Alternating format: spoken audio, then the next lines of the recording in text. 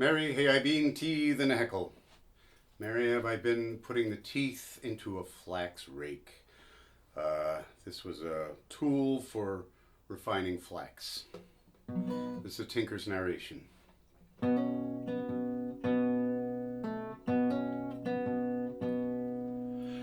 Mary, hey, I been teethin her heckle. Mary, hey, I been shapin a spoon. Mary, hey, I been cloutin her kettle. And kissin my Katie when I was done. The day long I caught my hammer. The day long I whistle and sing. The night long I cuddle my kimmer. And the night long as happy's a king.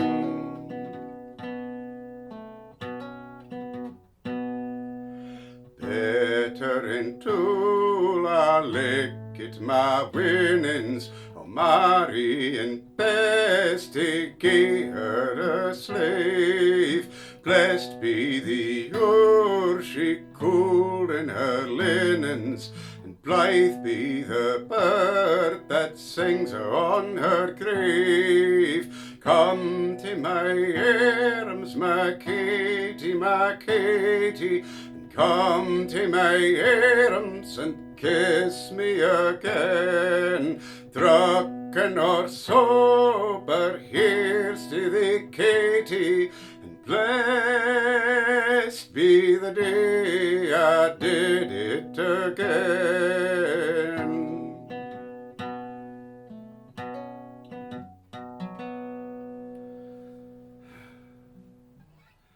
Go over the words. Mary, have I been teethin a heckle? Mary, have I been shapin a spoon? Mary, have I been cloutin a kettle, mending a kettle, and kissin my Katie when all was done. All the day long I caw at my hammer. C-A apostrophe is to drive, it's not to call. I caw the yows to the nows, that song is drive the ewes to the nows. I drive at my hammer. All the day long I whistle and sing. All the night long I cuddle my kimmer, my woman. And all the night long as happy's a king. Bitter in dool I lickit my winnins. Bitter in sorrow I made the best of it, of marrying Bess to give her a slave. Blessed be the hour she cooled in her linnens, in her shroud. And blythe be the bird that sings on her grave. Come to my arms, my Katie, my Katie. So, we don't have Burns's manuscript for the song, but we do have his submission list to Volume 3 of Scott's Musical Museum, which was published in 1790. And there he lists the song as Mary, hey, I been teethin, etc. In other words, the first line title. And Mr. Burns's Old Words. Mr. Burns's Old Words, that was a term he used over and over, and it indicated that he had included older words from an older song in it. Or sometimes he'd simply added a few lines of his own to an old song.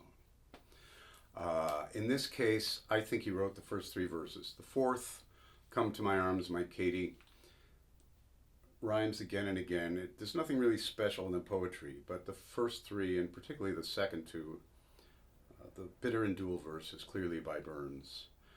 I'll come back to that.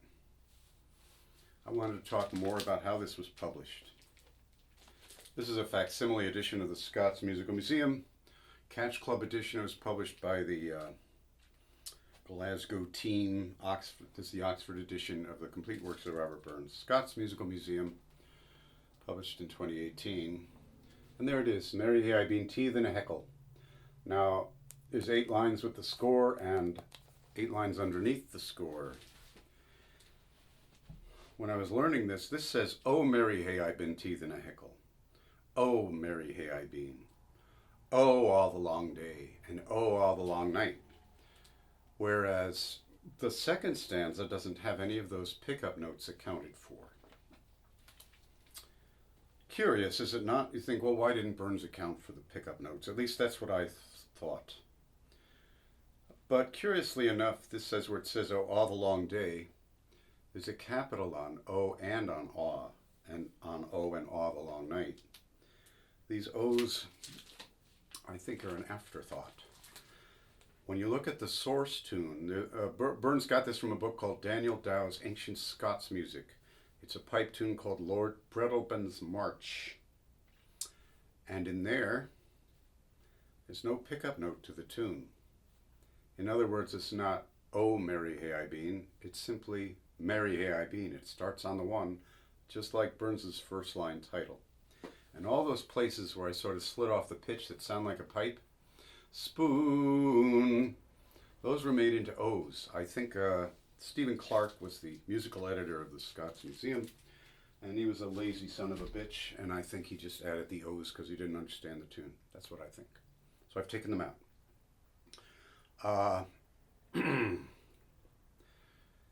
Another issue with the tune is that there are grace notes. If you have seen a musical staff, you might have a fairly large, like a quarter note, you know. And then attached to it is a little tiny eighth note, little tiny thing. It looks insignificant. Those are called grace notes.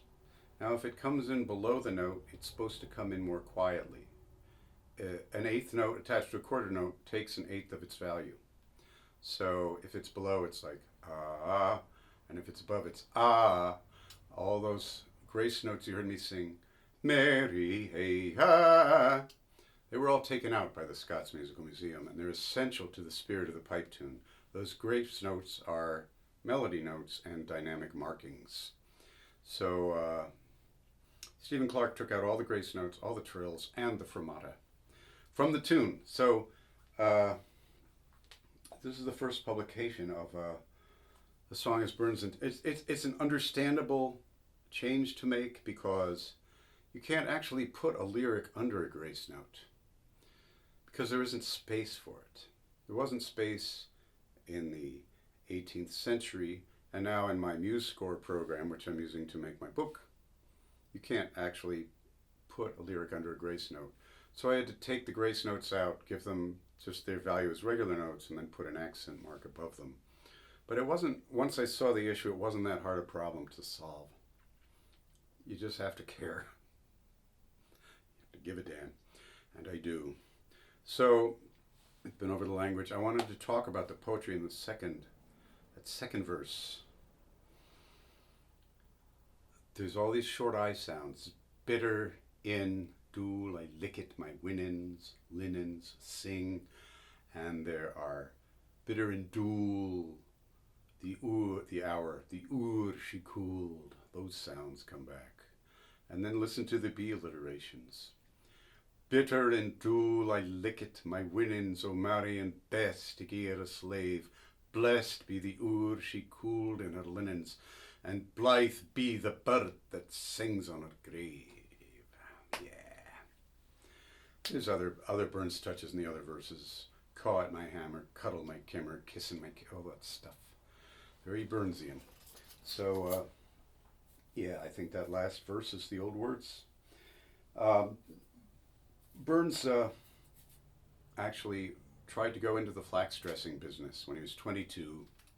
Left his family home and he went to Irvine, and he had a partner, and they were trying to start this business, and the dust from the flax was really disagreeing with Burns's health, and he was having an emotional breakdown. Wrote a suicidal letter to his father at the time. It's a tough read. But fortunately, perhaps his partner's wife got drunk on New Year's Eve and burned the building down.